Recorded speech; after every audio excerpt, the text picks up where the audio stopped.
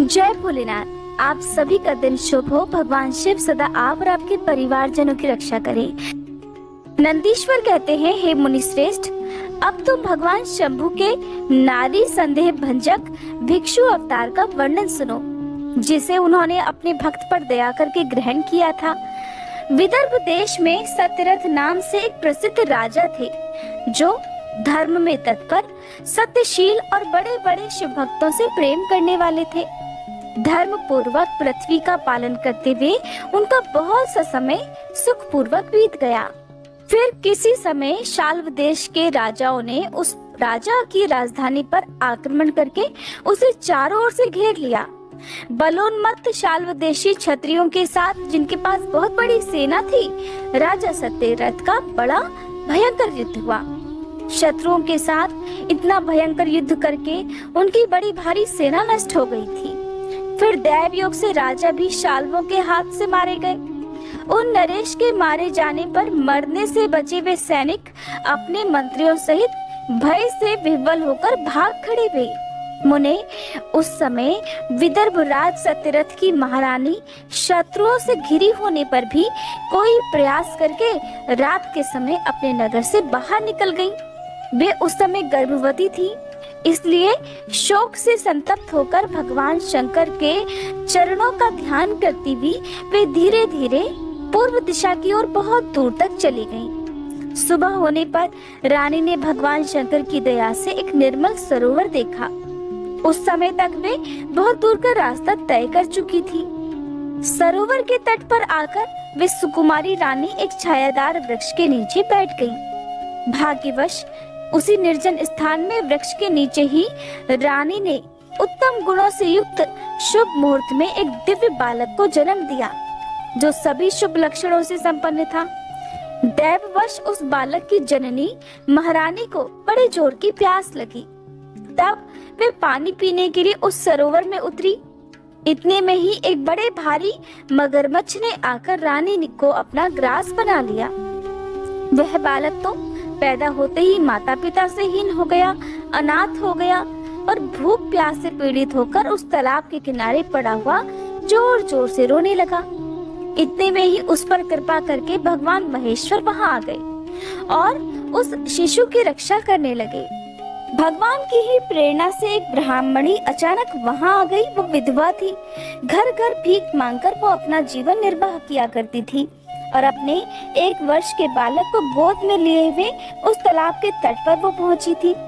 उसने एक अनाथ शिशु को रोते हुए वहां देखा। निर्जन वन में उस बालक को देखकर ब्राह्मणी को बड़ी हैरानी हुई।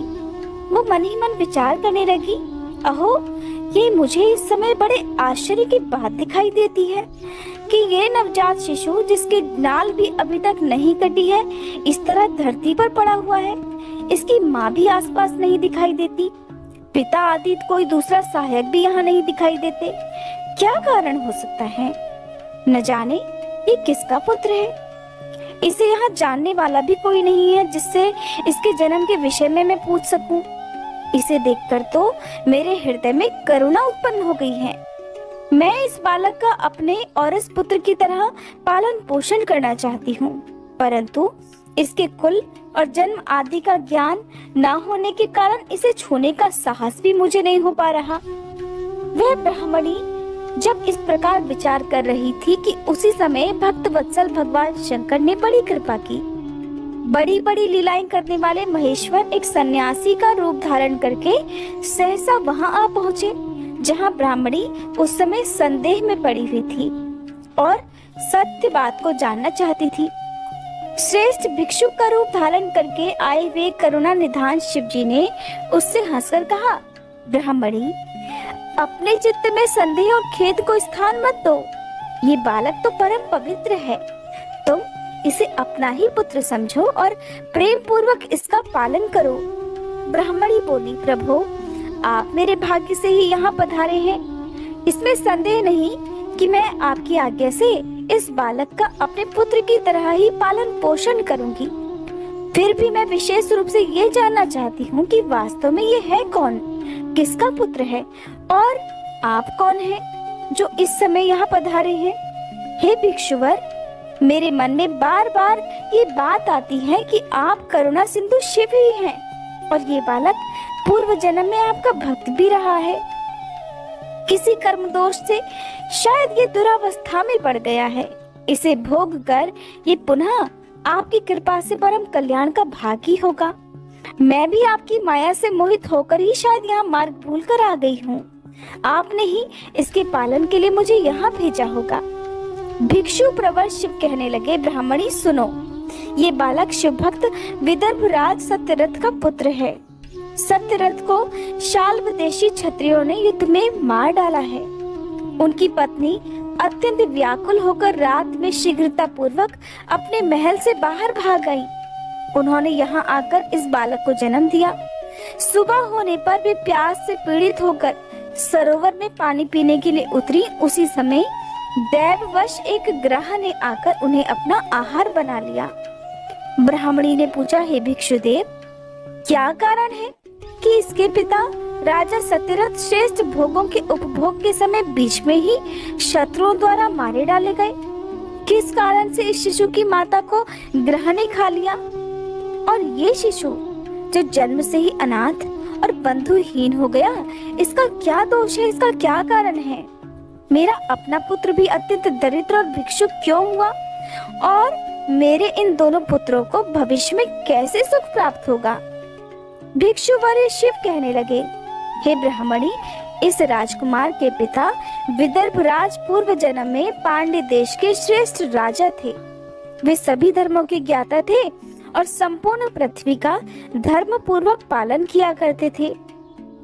एक दिन प्रदोष काल में राजा भगवान शंकर का पूजन कर रहे थे और बड़ी भक्ति से त्रिलोकीनाथ महादेव जी की आराधना में लीन थे। उसी समय नगर में सब और बड़ा भारी कोलाहल मच गया। उस कोलाहल को सुनकर राजा ने बीच में ही भगवान शंकर की पूजा छोड़ दी और नगर में कोलाहल फैलने की आशंका से राजभवन से बाहर निकल गए। इसी समय राजा का महाबली मंत्री शत्रु को पकड़कर उनके पास ले आया। वह शत्रु पांड्य राज का ही सामंत था। उसे देखकर राजा ने क्रोध पूर्वक उसका सिर कटवा दिया। शिव पूजा छोड़कर नियम को समाप्त किए बिना ही राजा ने रात में भोजन भी कर लिया।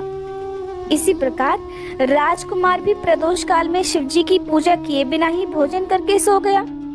वही राजा अपने दूसरे जन्म में फिर विदर्भ राज हुआ। शिवजी की पूजा में विघ्न होने के कारण शत्रुओं ने उसको सुख भोग के बीच में ही मार डाला। पूर्व जन्म में जो उसका पुत्र था वही इस जन्म में भी हुआ है। शिव जी की पूजा का उल्लंघन के कारण वह दरिद्रता को प्राप्त हुआ है। उसकी माता ने पूर्व जन्म में छल से अपनी सौत को मरवा डाला था। उस महान पाप के कारण ही वह इस जन्म में ग्रह के द्वारा मारी गई। हे ब्राह्मणी, ये तुम्हारा पुत्र पूर्व जन्म में उत्तम ब्राह्मण था। अब इसके बारे में भी सुनो। इसने सारी आयु केवल दान लेने में बिताई है, कभी यज्ञ आदि सत्कर्म नहीं किए, इसलिए इस जन्म में यह दरिद्रता को प्राप्त हुआ है। उस दोष का निवारण करने के लिए अब तुम भगवान शंकर की शरण में जाओ। ये दोनों बालक यज्ञोपवीत संस्कार के बाद भगवान शिव की आराधना करें, तब भगवान शिव इनका कल्याण अवश्य करेंगे। इस प्रकार ब्राह्मणी को उपदेश देकर वह भिक्षु शरीर धारण करने वाले भक्त वत्सल शिव ने उसे अपने उत्तम स्वरूप का दर्शन कराया। उन्हें साक्षात शिव जानकर ब्राह्मण पत्नी ने उन्हें प्रणाम किया और प्रेम से गदगद वाणी द्वारा उनकी स्तुति करने लगी। फिर भगवान शिव वही अंतर्ध्यान हो गए। उनके चले जाने पर ब्राह्मणी उस बालक को अपने साथ लेकर अपने पुत्र के साथ घर को चली गई। एक चक्रा नाम के सुंदर ग्राम में उसने घर बना रखा था। वह उत्तम अन्न से अपने बेटे और राजकुमार का भी पालन पोषण करने लगी। यथा समय ब्राह्मणों ने उन दोनों का यज्ञोपवीत संस्कार करा दिया। वे दोनों शिवजी की पूजा में तत्पर रहते हुए घर पर ही बड़े हुए। शांडिल्य मुनि के उपदेश से नियम परायण होकर वे दोनों शुभ व्रत रखकर प्रदोष काल में शंकर जी की पूजा किया करते थे। एक दिन की बात है, एक दिन द्विज कुमार राजकुमार को साथ लिए बिना ही नदी में स्नान करने के लिए चला गया। वहां उसे निधि से भरा हुआ एक सुंदर कलश मिल गया। इस प्रकार भगवान शंकर की पूजा करते हुए उन दोनों कुमारों का उसी घर में एक वर्ष व्यतीत हो गया। फिर एक दिन राजकुमार उस ब्राह्मण के साथ वन में गया। वहां अचानक एक गंधर्व कन्या आ गई। उसके पिता ने वह कन्या राजकुमार को दे दी। गंधर्व कन्या से विवाह करके राजकुमार अब निष्कंटक राज्य भोगने लगे। उधर जिस ब्राह्मण पत्नी ने पहले अपने पुत्र की तरह उसका पालन पोषण किया था, वही अब उसकी राजमाता हो गई और वह ब्राह्मण कुमार उसका भाई हो गया।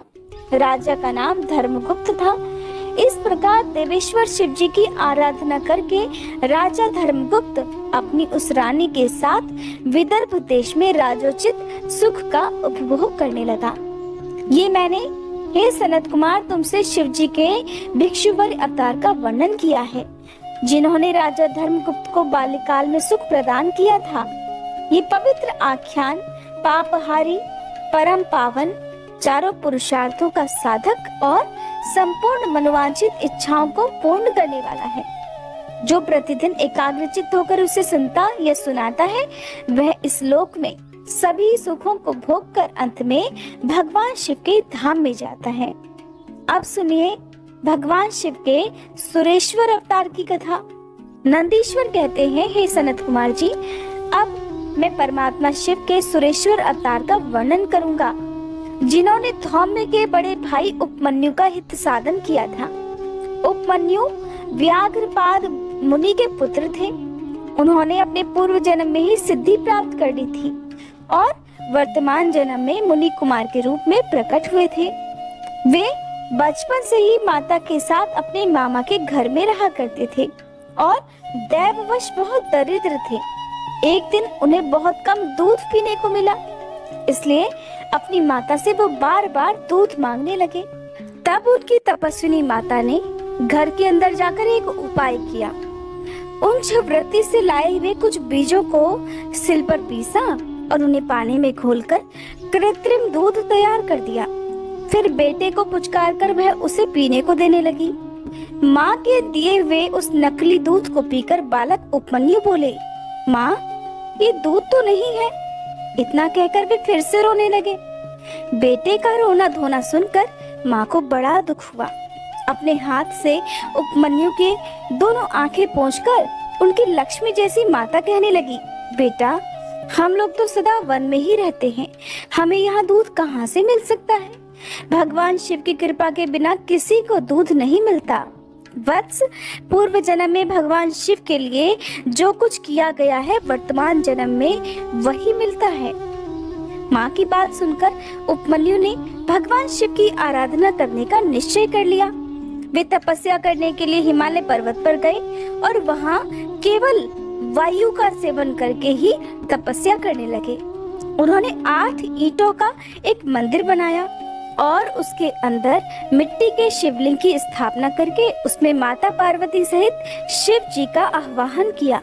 फिर जंगल के पत्र पुष्प आदि ले आकर भक्ति भाव से पंचाक्षर मंत्र के उच्चारण पूर्वक सांब शिव की पूजा करने लगे।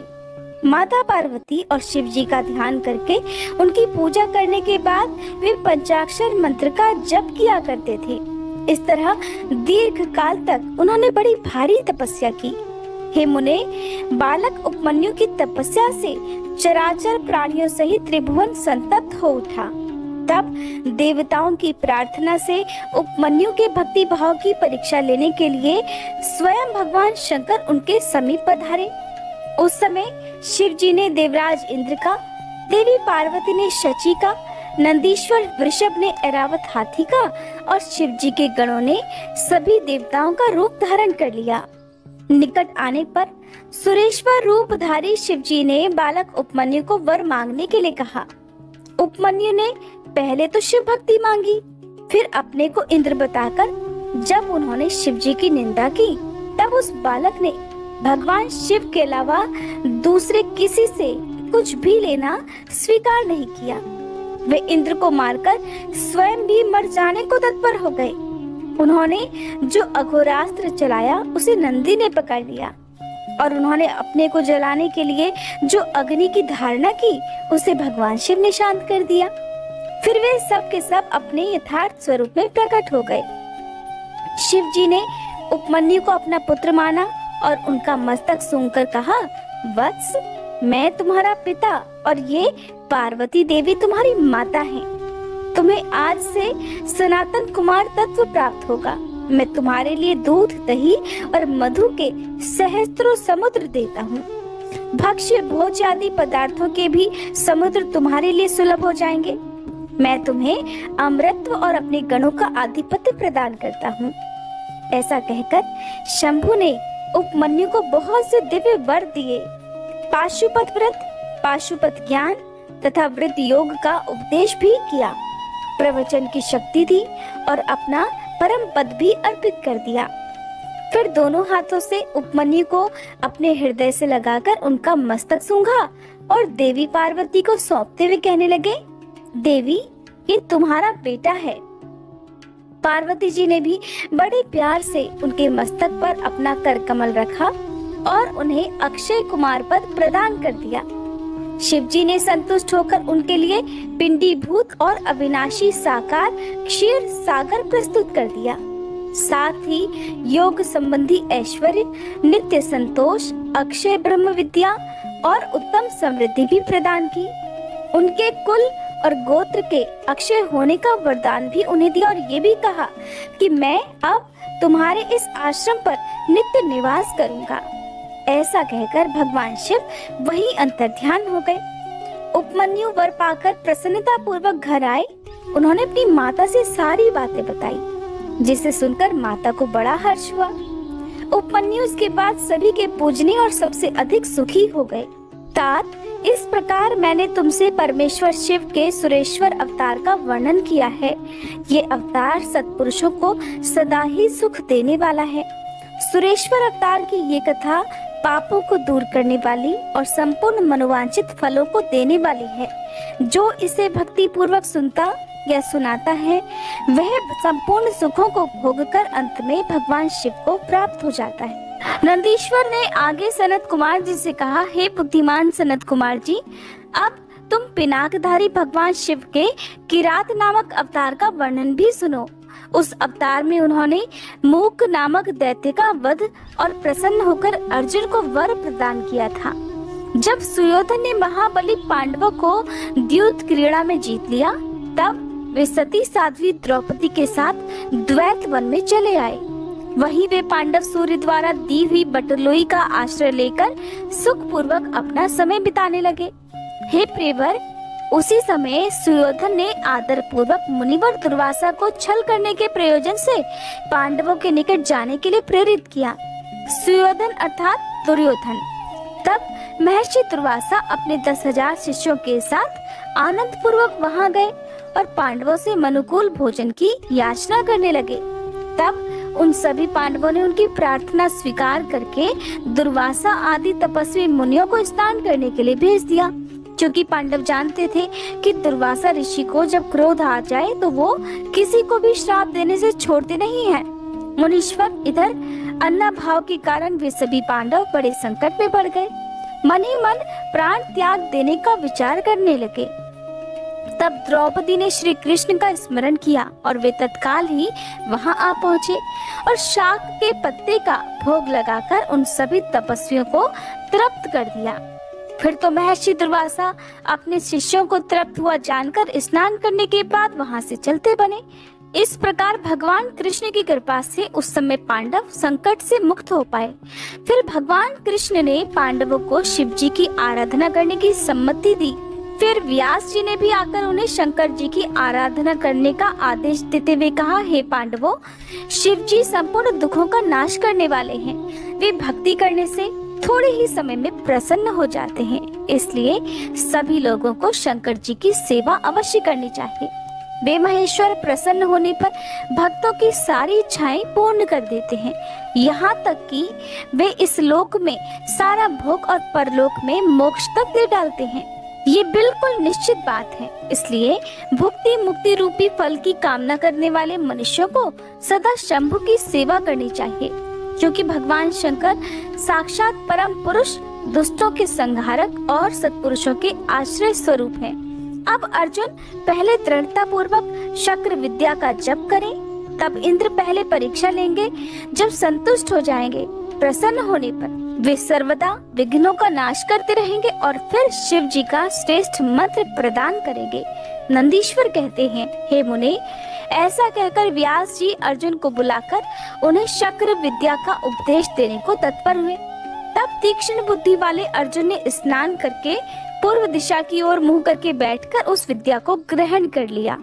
फिर उदार बुद्धि मुनिवर व्यास जी ने अर्जुन को पार्थिव लिंग के पूजन का विधान बताकर कहा, पार्थ, अब तुम यहाँ से परम रमणीय इंद्रकील पर्वत पर जाओ और वहाँ जाह्नवी के तट पर बैठकर सम्यक रूप से तपस्या करो। ये विद्या अदृश्य रूप से सदा तुम्हारा हित करती रहेगी।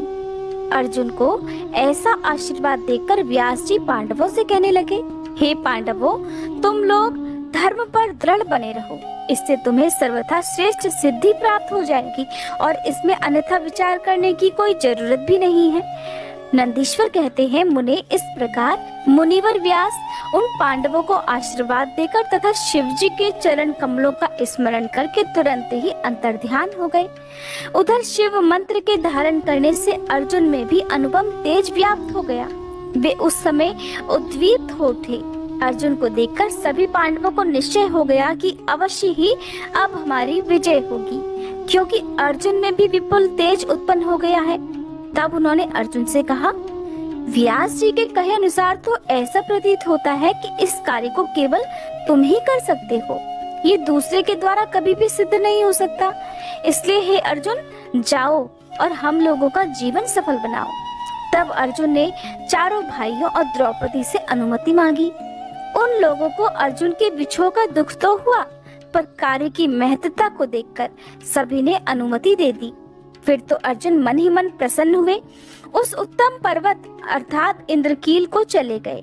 वहां पहुंचकर वे गंगा जी के पास एक मनोरम स्थान पर, जो स्वर्ग से भी उत्तम और अशोक वन से सुशोभित थी, ठहर गए। वहां उन्होंने स्नान करके गुरुवर को नमस्कार किया और जैसा उपदेश मिला था उसी के अनुसार स्वयं ही अपना वेश बनाया। फिर पहले मन ही मन इंद्रियों का अपकर्ष करके वे आसन लगाकर बैठ गए। फिर समसूत्र वाले सुंदर पार्थिव शिवलिंग का निर्माण करके उनके आगे अनुपम तेजो राशि शंकर जी का ध्यान करने लगे। वे तीनों समय स्नान करके अनेक प्रकार से बारंबार शिव जी की पूजा करते हुए उपासना में लीन रहने लगे। तब अर्जुन के शिरोभाग से तेज की ज्वाला निकलने लगी। उसे देखकर इंद्र के गुप्तचर भयभीत हो गए। वे सोचने लगे, ये यहाँ कब आ गया? पुनः उन्होंने ऐसा विचार किया कि ये घटना इंद्र को बतला देनी चाहिए। ऐसा सोचकर वे तत्काल ही इंद्र के पास गए। गुप्तचरों ने कहा, हे देवेश, वन में एक पुरुष तपस्या कर रहा है, परंतु हमें पता नहीं कि वह देवता है, ऋषि है, सूर्य है अथवा अग्नि। उसी के तेज से संतप्त होकर हम आपके पास आए हैं।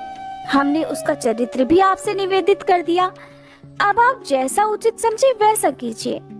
नंदीश्वर कहते हैं, हे मुने, उन गुप्तचरों के ऐसा कहने पर इंद्र को अपने पुत्र अर्जुन का सारा मनोरथ ज्ञात हो गया।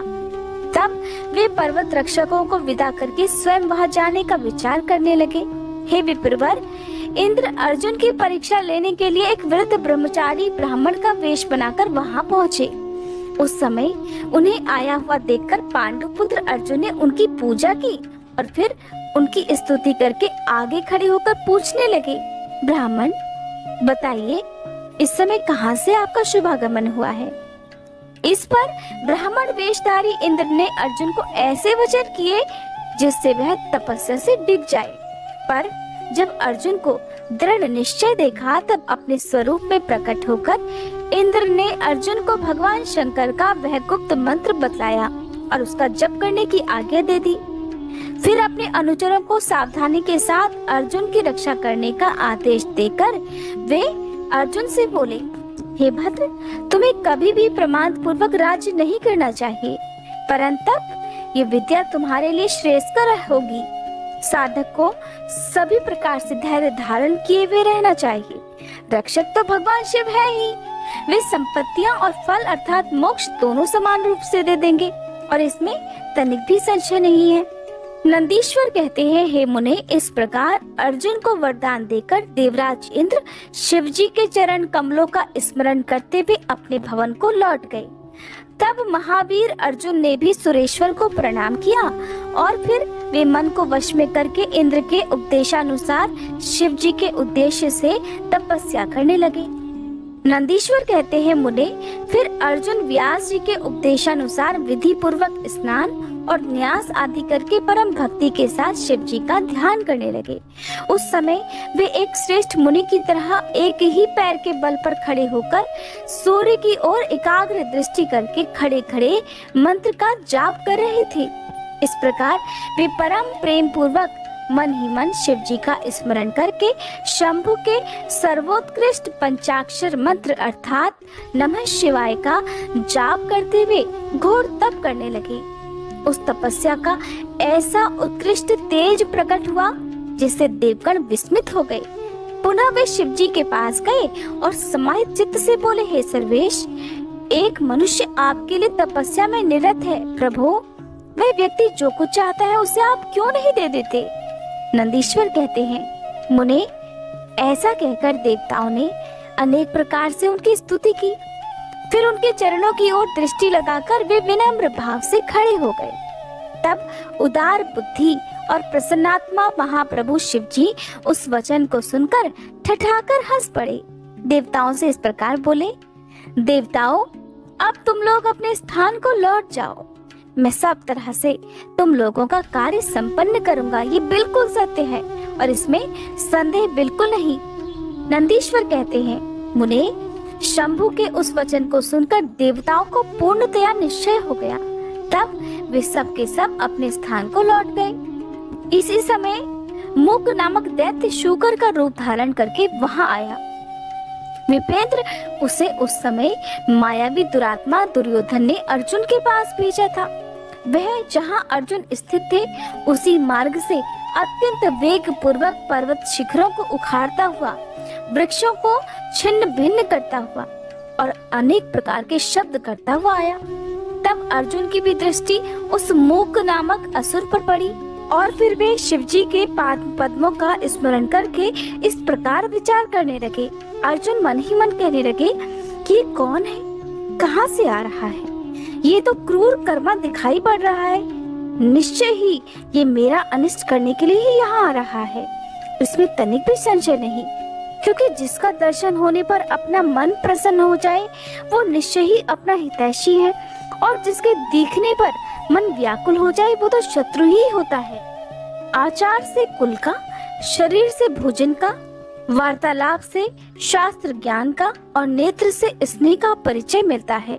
आकार से, चाल ढाल से, चेष्टा से, बोलने से और नेत्र तथा मुख के विकार से मन के भीतर का भाव जाना जाता है। नेत्र 4 प्रकार के कहे गए हैं, उज्जवल, सरस, तिरछे और लाल। विद्वानों ने इनका भाव भी अलग अलग बतलाया है।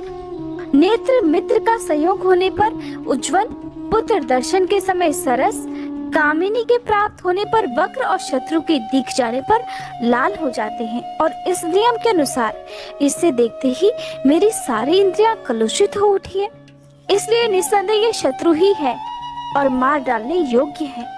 इधर मेरे लिए गुरुजी की आज्ञा भी ऐसी है कि राजन, जो तुम्हें कष्ट देने के लिए तैयार हो उसे तुम बिना किसी प्रकार का विचार किए अवश्य ही मार डालना, तथा मैंने इसलिए आयुध भी तो धारण कर रखा है।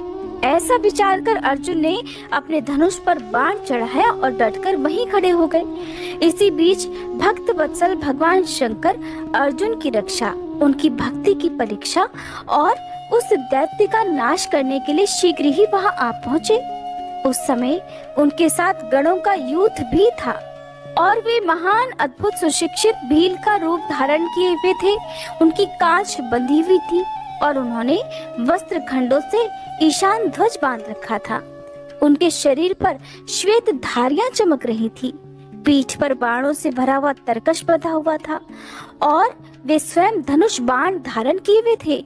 उनका गण यूथ भी वैसे ही साज सज्जा से युक्त था। इस प्रकार शिव भिल्लराज बने हुए थे। वे सेनाध्यक्ष होकर तरह तरह के शब्द करते हुए आगे बढ़े। इतने में सुअर की गुर्राहट का शब्द 10 दिशाओं में गूंज उठा। उस शब्द से पर्वत आदि सभी जड़ पदार्थ झन्ना उठे। तब उस वनेचर के शब्द से घबराकर अर्जुन सोचने लगे, अहो, क्या ये भगवान शिव तो नहीं है जो यहाँ शुभ करने के लिए पधारे हैं? क्योंकि मैंने पहले भी ऐसा ही सुन रखा है। पुनः श्री कृष्ण और व्यास जी ने भी ऐसा ही कहा है और बारंबार देवताओं ने भी स्मरण करके ऐसी ही घोषणा की है कि शिव जी कल्याणकर्ता और सुखदाता हैं। वे मुक्ति प्रदान करने के कारण मुक्तिदाता कहे जाते हैं। उनके नाम का ध्यान करने से ही मनुष्य का निश्चय ही कल्याण हो जाता है। जो लोग सर्वभाव से उनका भजन करते हैं, उन्हें स्वप्न में भी दुख का दर्शन नहीं होता। अगर कदाचित कुछ दुख आ भी जाता है तो उसे कर्मों का फल ही समझना चाहिए। सो भी बहुत की आशंका होने पर भी थोड़ा होता है, या फिर उसे विशेष रूप से प्रारब्ध का ही अर्थात पूर्व जन्म का ही दोष मानना चाहिए। या कभी कभी भगवान शंकर अपनी इच्छा से थोड़ा या अधिक दुख भुगताकर फिर निस्संदेह उसे दूर भी कर देते हैं और उससे दोगुना सुख भी देते हैं। ये बहुत गहन रहस्य की बात है जो आज के इस अध्याय में आपको बताई है।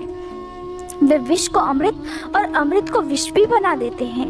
अर्जुन मन ही मन सोच रहे हैं कि यो जैसी उनकी इच्छा होती है वैसा ही शिव करते रहते हैं। भला उन समर्थ को कौन मना कर सकता है? अन्यान्य प्राचीन भक्तों की भी ऐसी ही धारणा थी। इसलिए भावी भक्तों को सदा इस विचार पर अपने मन को स्थिर रखना चाहिए। लक्ष्मी रहे या चली जाए, मृत्यु आंखों के सामने ही क्यों ना उपस्थित हो जाए, लोग निंदा करें या प्रशंसा, परंतु शिव भक्ति से दुखों का विनाश अवश्य ही होता है। शंकर जी अपने भक्तों को चाहे वे पापी हो या पुण्यात्मा सदा सुख ही देते हैं। अगर कभी वे परीक्षा के लिए भक्तों को कष्ट में डाल भी देते हैं तो अंत में दयालु स्वभाव होने के कारण वे ही उसके सुखदाता भी होते हैं, उसे सुख प्रदान भी करते हैं। फिर तो वह भक्त उसी प्रकार निर्मल भी हो जाता है जैसे अग्नि में तपाया हुआ सोना शुद्ध हो जाता है। इसी तरह की बातें मैंने पहले भी मुनियों के मुंह से सुन रखी हैं। इसलिए मैं तो शिव जी का भजन करके उसी से उत्तम सुख प्राप्त करूंगा। अर्जुन मन में ऐसा विचार कर ही रहे थे कि तब तक बाण का लक्ष्यभूत वह सुअर वहां आ पहुंचा। उधर शिव जी भी उस सुअर के पीछे लगे हुए दिख पड़े। उस समय उन दोनों के बीच में वह शुकर अद्भुत शिखर सा दिख रहा था। उसकी बड़ी महिमा भी कही गई है। तब भक्त वत्सल भगवान शंकर अर्जुन की रक्षा करने के लिए बड़े वेग से आगे बढ़े। इसी समय उन दोनों ने उस शुकर पर बाण चलाया। शिव जी के बाण का लक्ष्य उसका पिछला भाग था, जिस तरह पूंछ थी, और अर्जुन ने उसके मुख को अपना निशाना बनाया था। शिव जी का बाण उसके पिछले भाग से प्रवेश करके मुंह के रास्ते से निकल गया और शीघ्र ही भूमि में विलीन हो गया, तथा अर्जुन का बाण उसके पिछले भाग से निकलकर बगल में ही गिर पड़ा। तब वह शुकर रूपधारी दैत्य उसी क्षण मरकर धरती पर गिर गया। उस समय देवताओं को महान हर्ष हुआ। उन्होंने पहले तो जय जयकार करते हुए पुष्पों की वर्षा की, फिर वे बारंबार नमस्कार करके भगवान शिव की स्तुति करने लगे। उस समय उन दोनों ने दैत्य के उस क्रूर रूप की ओर देखा। उसे देखकर शिव जी का मन संतुष्ट हो गया और फिर अर्जुन को महान सुख प्राप्त हुआ। फिर अर्जुन मन ही मन विशेष रूप से सुख का अनुभव करते हुए कहने लगे, अहो, ये श्रेष्ठ दैत्य परम अद्भुत रूप धारण करके ही मुझे मारने के लिए यहाँ आया था, परंतु शिव जी ने ही मेरी रक्षा की है। निस्संदेह उन परमेश्वर ने ही आज इसे मारने के लिए मेरी बुद्धि को प्रेरित किया होगा। ऐसा विचार कर अर्जुन ने शिव नाम संकीर्तन किया और फिर बारंबार उनके चरणों में प्रणाम करके उनकी स्तुति की।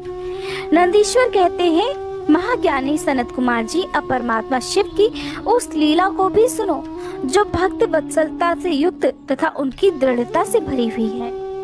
फिर शिवजी ने उस बाण को लाने के लिए तुरंत ही अपने अनुचर को भेजा। उधर अर्जुन भी उसी निमित्त वहां आए। इस प्रकार एक ही समय में रुद्रानुचर तथा अर्जुन दोनों बाण उठाने के लिए वहां पहुंच गए। तब अर्जुन ने उसे डरा धमकाकर अपना बाण उठा लिया। ये देखकर उस अनुचर ने कहा, हे ऋषि सत्तम, आप क्यों इस बाण को ले रहे हैं? ये हमारा सहायक है, ये हमारा बाण है, इसे छोड़ दीजिए। भिल्ल राज के उस अनुचर द्वारा ऐसा कहे जाने पर मुनिश्रेष्ठ अर्जुन ने शंकर जी का ध्यान किया और इस प्रकार कहा, हे वंचर, तू तो बड़ा मूर्ख है। तू बिना सोचे समझे क्या क्या बकवास कर रहा है। इस बाण को तो मैंने अभी अभी छोड़ा है, फिर ये तेरा कैसे हुआ?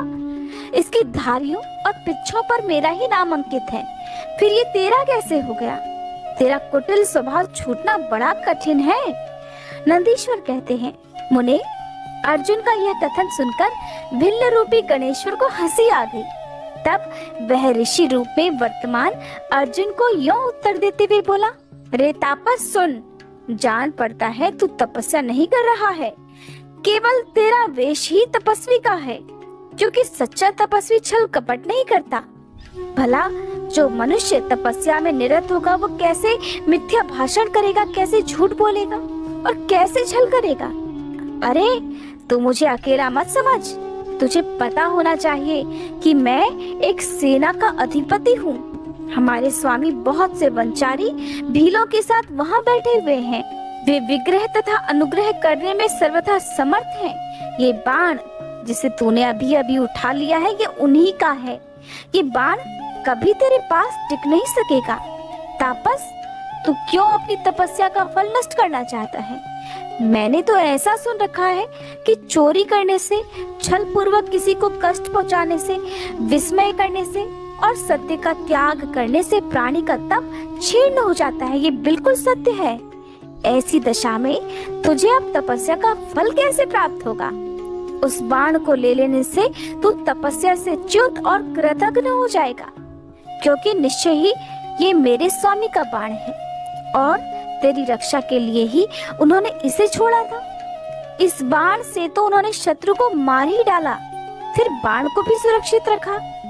तू तो महान कृतघ्न और तपस्या में अमंगल करने वाला है। जब तू सत्य नहीं बोल रहा है, तब फिर इस तपस्या से सिद्धि की अभिलाषा तू भला कैसे रख सकता है? अगर तुझे बाण से ही प्रयोजन है, तुझे ये बाण चाहिए ही, तो तू मेरे स्वामी से मांग ले। वे स्वयं इस प्रकार के बहुत से बाण तुझे दे सकते हैं। मेरे स्वामी आज यहाँ वर्तमान हैं, तू उनसे क्यों नहीं याचना कर लेता? तू जो उपकार का परित्याग करके अपकार करना चाहता है और अभी अभी कर भी रहा है, ये तेरे लिए उचित नहीं है, इसलिए तू ये चालाकी छोड़ दे। इस पर कुपित होकर हे सनत कुमार जी, अर्जुन ने उससे कई बातें कही। दोनों में बड़ा भारी विवाद हो गया। अंत में अर्जुन कहने लगे, अरे वंचारी भील, तू मेरी सारी बात सुन ले। जिस समय तेरा स्वामी आएगा उस समय मैं उसे उसका फल भी अवश्य चखाऊंगा। तेरे साथ युद्ध करना तो मुझे शोभा नहीं देता, इसलिए मैं तेरे स्वामी के साथ ही युद्ध करूंगा, क्योंकि सिंह और गीदड़ का युद्ध उपहास के लायक ही माना जाता है। भील, तूने मेरी बात तो सुन ही ली, अब तू मेरे महान बल को भी देखेगा। जा, अपने स्वामी के पास लौट जा, या फिर तेरी जैसी इच्छा हो वैसा कर ले। नंदीश्वर कहते हैं, मुने, अर्जुन के ऐसा कहने पर वह भील जहाँ शिव अवतार सेनापति किरात विराजमान थे वहाँ गया और उन भीलराज से अर्जुन का सारा वचन विस्तार पूर्वक कह सुनाया। उसकी बात सुनकर उन किरातेश्वर को महान हर्ष हुआ। तब भील रूपधारी भगवान शंकर अपनी सेना के साथ वहाँ गए। उधर पांडुपुत्र अर्जुन ने भी जब किरात की उस सेना को देखा, तब वे भी धनुष बाण लेकर सामने आकर डट गए। फिर किरात ने पुनः उस दूत को भेजा और उसके द्वारा भरतवंशी महात्मा अर्जुन से ऐसा कहलवाया। किरात ने कहा, हे तपस्विन, तनिक इस सेना की ओर भी तो देखो। अरे अब तुम बाण छोड़कर जल्दी भाग जाओ। क्यों तुम इस समय एक सामान्य काम के लिए अपने प्राण गंवाना चाहते हो? तुम्हारे भाई दुख से पीड़ित हैं, तुम्हारी पत्नी तो उनसे भी बढ़कर दुखी हो रही है, और मेरा तो ऐसा विचार है कि ऐसा करने से पृथ्वी भी तुम्हारे हाथ से चली जाएगी। नंदीश्वर कहते हैं, हे मुने, जब अर्जुन की सब तरह से रक्षा करने के लिए किरात रूपधारी परमेश्वर शंभु ने उनकी भक्ति की दृढ़ता की परीक्षा के लिए ऐसी बातें कही, तब वह शिवदूत उसी समय अर्जुन के पास पहुंचा और उसने वह सारा वृतांत उनसे विस्तार पूर्वक कह सुनाया।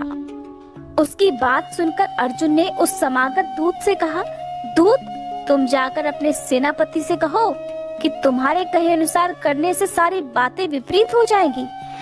अगर मैं तुम्हें अपना बाण दे देता हूँ तो निस्संदेह मैं अपने कुल को दूषित करने वाला सिद्ध हो जाऊंगा। इसलिए भले ही मेरे भाई दुखी हो जाएं और मेरी सारी विद्याएं भी निष्फल हो जाए, तुम आओ तो सही। मैंने ऐसा कभी भी कहीं नहीं सुना कि कहीं कोई शेर गीदड़ से डर गया हो। इस प्रकार राजा कभी भी वनेचर से भयभीत नहीं हो सकता।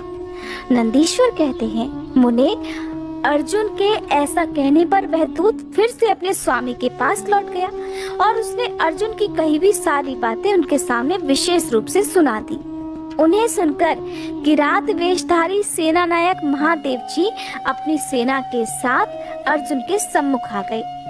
उन्हें आया हुआ देखकर अर्जुन ने शिव जी का ध्यान किया, फिर निकट जाकर उनके साथ अत्यंत भीषण संग्राम छेड़ दिया। इस प्रकार गणों सहित महादेव जी के साथ अर्जुन का बड़ा भारी युद्ध हुआ।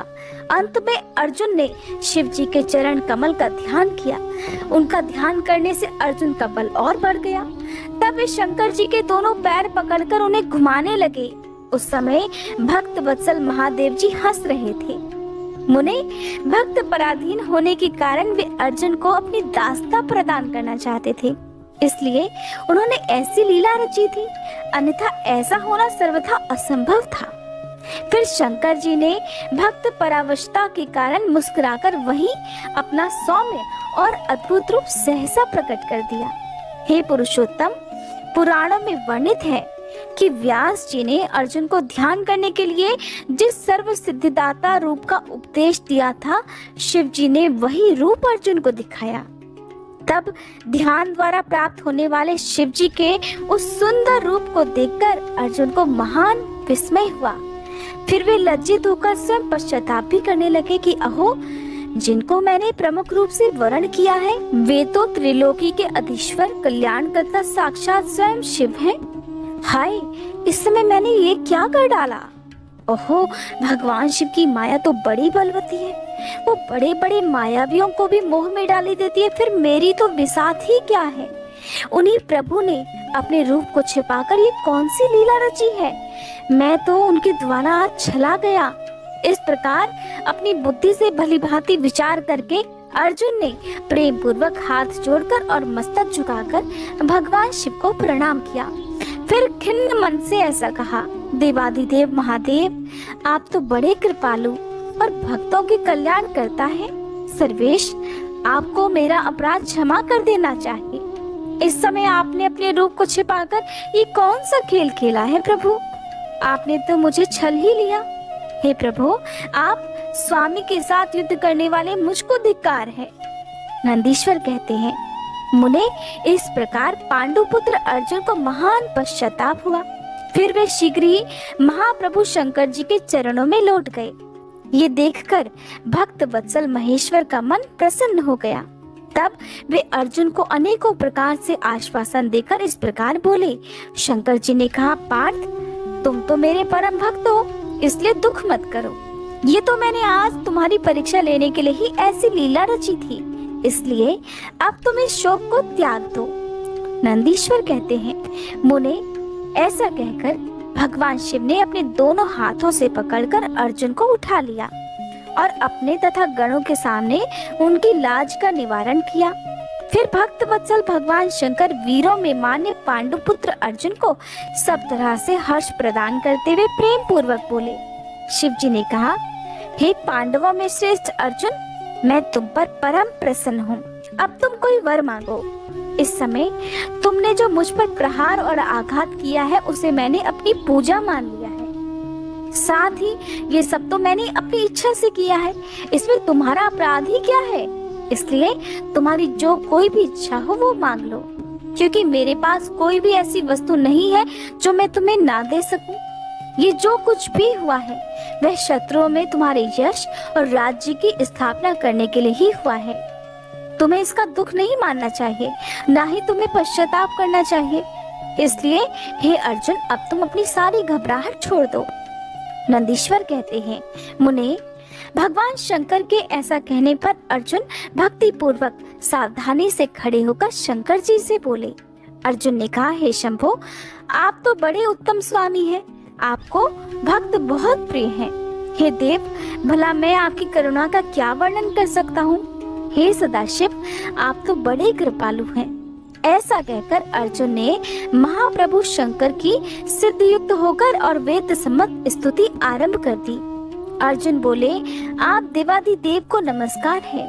हे कैलाशवासिन, आपको प्रणाम है। हे सदाशिव, आपको अभिवादन है। हे पंचमुख परमेश्वर, आपको मैं शीश झुकाता हूँ। आप जटाधारी और तीनों नेत्रों से विभूषित है, आपको बारंबार नमस्कार है। आप प्रसन्न रूप वाले तथा सहस्त्र मुखों से युक्त हैं, आपको प्रणाम है। हे नीलकंठ, आपको मेरा नमस्कार प्राप्त हो। मैं सद्योजात को अभिवादन करता हूँ। वामांक में गिरिजा को धारण करने वाले हे वृषध्वज, आपको प्रणाम है।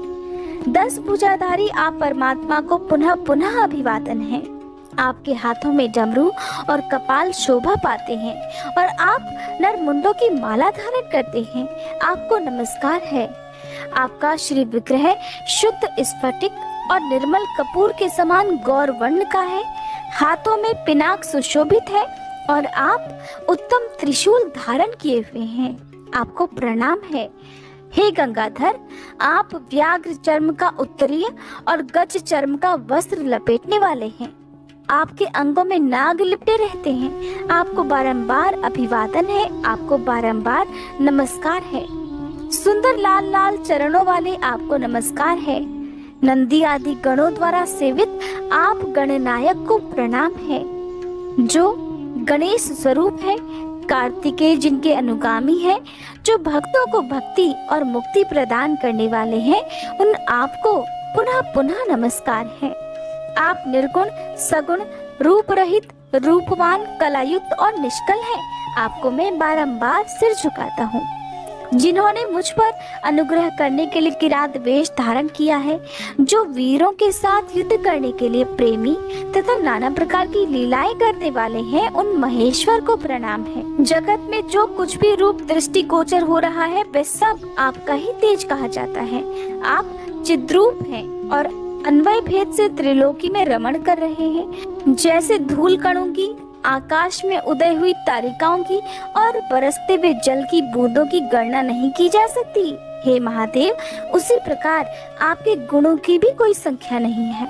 नाथ, आपके गुणों की गणना करने में तो वेद भी समर्थ नहीं है और मैं तो एक मंदबुद्धि व्यक्ति हूँ, फिर मैं उनका वर्णन भला कैसे कर सकता हूँ। हे महेशान, आप जो कोई भी हो, आपको मेरा नमस्कार है। हे महेश्वर, आप मेरे स्वामी हैं और मैं आपका दास हूँ, इसलिए आपको मुझ पर कृपा तो अवश्य ही करनी चाहिए। नंदीश्वर कहते हैं, हे मुने, अर्जुन द्वारा किए गए इस स्तवन को सुनकर भगवान शंकर का मन परम प्रसन्न हो गया। तब वे हंसते हुए फिर से अर्जुन से बोले।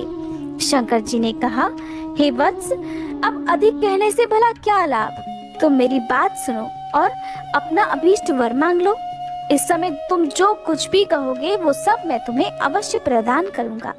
नंदीश्वर कहते हैं, हे महर्षि, शंकर जी के ऐसा कहने पर अर्जुन ने हाथ जोड़कर नतमस्तक होकर सदाशिव को प्रणाम किया और फिर प्रेम पूर्वक गदगद वाणी में कहना आरंभ किया, हे विभो, आप तो स्वयं ही अंतर्यामी रूप से सबके अंदर विराजमान हैं, अतः घट घट की जानने वाले हैं। ऐसी दशा में मैं आपसे भला क्या कहूँ। फिर भी मैं जो कुछ कहता हूँ उसे आप सुनिए। भगवान, मुझ पर शत्रुओं द्वारा जो संकट आन पड़ा था, वह तो आपके दर्शनों से ही विनष्ट हो गया। अब जिस प्रकार मुझे इस लोक की परासिद्धि प्राप्त हो सके, वैसी कृपा कीजिए। नंदीश्वर कहते हैं, मुने, इतना कहकर अर्जुन ने भक्त वत्सल भगवान शंकर को नमस्कार किया और फिर वे हाथ जोड़कर मस्तक झुकाए हुए उनके निकट खड़े हो गए। जब स्वामी शिव जी को ये ज्ञात हो गया कि ये पांडुपुत्र अर्जुन मेरा अनन्य भक्त है, तब वे भी परम प्रसन्न हुए। फिर उन परमेश्वर ने अपने पाशुपत नामक अस्त्र को, जो सर्वथा समस्त प्राणियों के लिए दुर्जय है, अर्जुन को दे दिया और इस प्रकार कहा, वत्स, मैंने तुम्हें अपना महान अस्त्र दे दिया। इसे धारण करने से अब तुम समस्त शत्रुओं के लिए अजय हो जाओगे। जाओ, विजय लाभ करो। साथ ही मैं श्री कृष्ण से भी कहूँगा कि वे तुम्हारी सहायता करेंगे, क्योंकि श्री कृष्ण मेरे आत्मस्वरूप भक्त और मेरा कार्य करने वाले हैं। भारत, मेरे प्रभाव से तुम निष्कंटक राज्य भोगो और अपने भाई युधिष्ठिर से सर्वदा नाना प्रकार के धर्म कार्य कराते रहो। नंदीश्वर कहते हैं, मुने, ऐसा कहकर शंकर जी ने अर्जुन के मस्तक पर अपना कर कमल रख दिया और अर्जुन द्वारा पूजित होकर वे शीघ्र ही अंतर्ध्यान हो गए। इस प्रकार भगवान शंकर से वरदान और अस्त्र पाकर अर्जुन का मन प्रसन्न हो गया। तब वे अपने मुख्य गुरु शिव जी का भक्ति पूर्वक स्मरण करते हुए अपने आश्रम को लौट गए। वहां अर्जुन से मिलकर सभी भाइयों को ऐसा आनंद प्राप्त हुआ मानो मृतक शरीर में प्राणों का संचार फिर से हो गया हो। उत्तम व्रत का पालन करने वाली द्रौपदी को अत्यंत सुख मिला। जब उन पांडवों को ये ज्ञात हो गया कि शिव जी परम संतुष्ट हो गए हैं, तब उनके हर्ष का कोई पार नहीं रहा। उन्हें अर्जुन के मुख से संपूर्ण वृतांत सुनने से तृप्ति ही नहीं होती थी। उस समय उस आश्रम में महामनस्वी पांडवों का भला करने के लिए चंदन युक्त पुष्पों की वर्षा होने लगी। तब उन्होंने हर्ष पूर्वक संपत्ति दाता तथा कल्याणकर्ता शिव को नमस्कार किया और फिर 13 वर्ष की अवधि को समाप्त हुई जानकर यह निश्चय किया कि अवश्य अब हमारी विजय होगी। इसी अवसर पर जब श्री कृष्ण को पता चला कि अर्जुन लौटकर आ गए हैं, तब ये समाचार सुनकर उन्हें बड़ा सुख मिला और वे अर्जुन से मिलने के लिए वहां पधारे और कहने लगे, हे अर्जुन, हे पार्थ, इसीलिए मैंने कहा था कि शंकर जी संपूर्ण कष्टों का नाश करने वाले हैं। मैं तो नित्य उनकी सेवा करता हूँ, इसलिए आप लोग भी उनकी सेवा करें। मुने, इस प्रकार आज मैंने शंकर जी के किरात नामक अवतार का वर्णन किया। जो इसे सुनता है अथवा दूसरे को सुनाता है, भगवान शिव सदा उनकी रक्षा करते हैं, उनकी सभी मनोकामनाएं पूर्ण करते हैं। जय भोलेनाथ। आज